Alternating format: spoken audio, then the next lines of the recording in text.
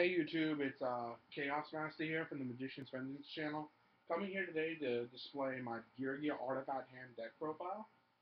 I just recently got this sim builded again, so and I took this to a local last Saturday, and I ended up going 4-0 and I won. Round one, I faced a Pendulum deck, which is actually really good. Round two, I faced Hat. Round three, I faced a Teller Knight. And round four, I faced Zombie Swarm. I ended up beating all. The only one I lost, the only one I didn't go 2-0 was against my Satellar Knight matchup, and I really liked it either way. It was a great matchup. So, main extra side. I haven't done one of these in ages, guys. I apologize for not having any videos on the channel. It's been a while. So, first of all, we have the 3 Geargia armor. Obviously, it's pretty much the best monster in the deck, besides Mortalk. I mean, it's a free plus, pretty much. Like, you can flip. You can the ability they can flip it face back. You can flip it back face down regardless is a great effect. So you turn one, set it, they attack or whatever. You can you search and then you go turn two. You flip it back face down for another search next turn if they don't get rid of it. You run a 3 arsenal. Great card. I mean, sorry. Either way, you don't have armor turn one. You have this. This plus gear plus Mark 2 turn one is actually really good.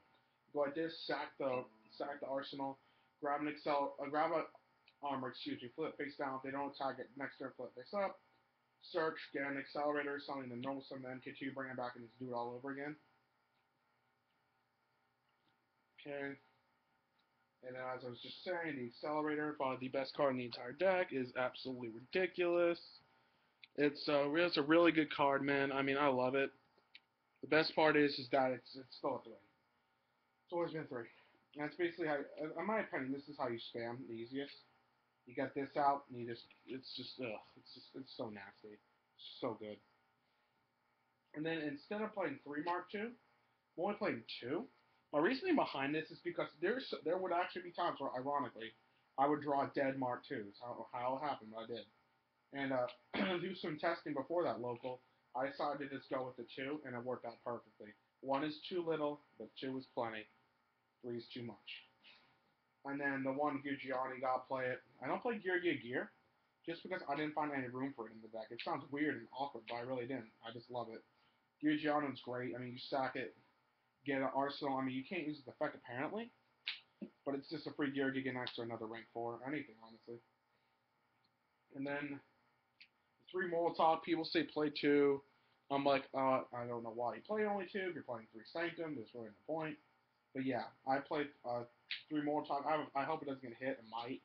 It's just too good. I mean, even they pop this in their face down. They pop this during their turn. You summon it. You get it from the spell zone to the awesome zone. You pop a face up card they control, and it's a 2100 beater. I mean, just honestly too good. And then people say, I actually had people tell me, don't run the hands in your main deck. I asked them why, and they couldn't answer me. So I tried them out, and these 2 of each is perfect. 2 of each is perfect. I mean, it might not seem like enough, but even if I can't, even if I can't use the hands effect, I can always use the Augusta Armor to put them back in deck and use them again later. Now this might be the thing. This might be the card, or the lack of cards, that surprises people the most. I run 1 Soul Charge. I was running 2 at one point, and I was dead drawing it when I was drawing when I didn't need it. Now I want you to tell me in the comments, guys. Should I be running 2 or even 3? I don't know if 1's enough, but in testing, 1 was absolutely plenty. And then Book of Moon, I mean, it's just too good. And 2 MST to complete the spells. Now, what we have here is my trap lineup. My trap lineup is absolutely, it's a lot of traps. So anyway, let's start off with the Triple Sanctum. I mean, I honestly think the best trap card in Yu-Gi-Oh! I mean, I'm sorry, it's simply the best trap card in Yu-Gi-Oh! Besides Wiretap, in my opinion. I mean, Wiretap just beats this. But if you don't, I mean, if they pop this, if they pop it during your turn, now let's say for example they pop it during your turn. If you want, you can get a free beater. You can either get the Moral Top, or you can keep it in your deck. Regardless, they still lose a card. it still destroys one of their cards. And speaking of wiretap, I play 2 wiretap. I think 2 is plenty. You don't want to be drawing multiples early in the game. Now this is going to be pretty strange. 3 Black Horn of Heaven, I love it.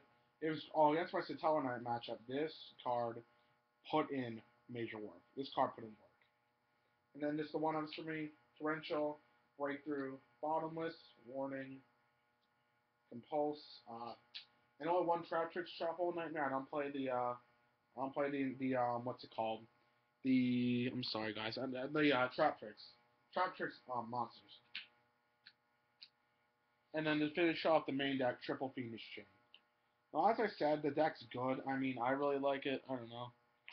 I want you to tell me how you like it too. And then for the extra deck, pretty standard, honestly, in my opinion. Uh, Triple Gear. Sorry, Triple Gigant.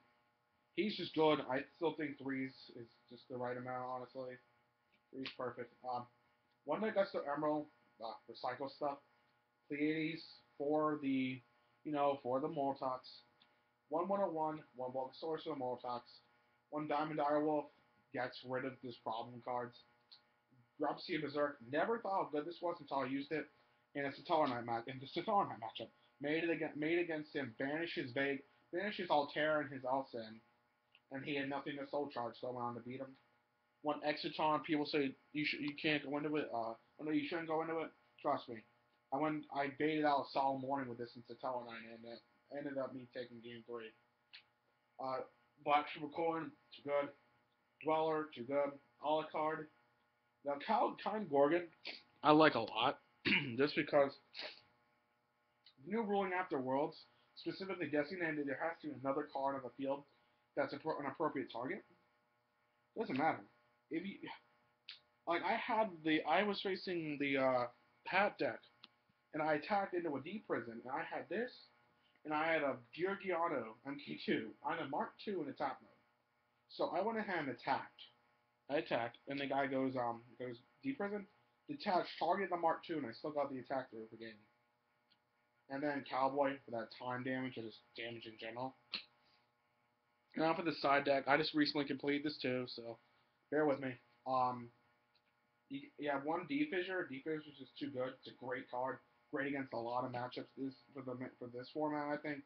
Plays against Burning Abyss to pretty much this plus a few other cards is stupid. Twisters gets rid of problem cards. Triple Needle Sealing. I mean, it seems like I spam a lot of this stuff, but I don't. I'll let them go off, and I'll just flip a Needle Seal and have a face-down armor. And this card is just, I don't know why people haven't thought of this before, but in shit alls. Now listen, they can still go off with their XZs and their Chaos Monsters, but this still slows them down. Double Light Imprisoning, one Soul Drain, good.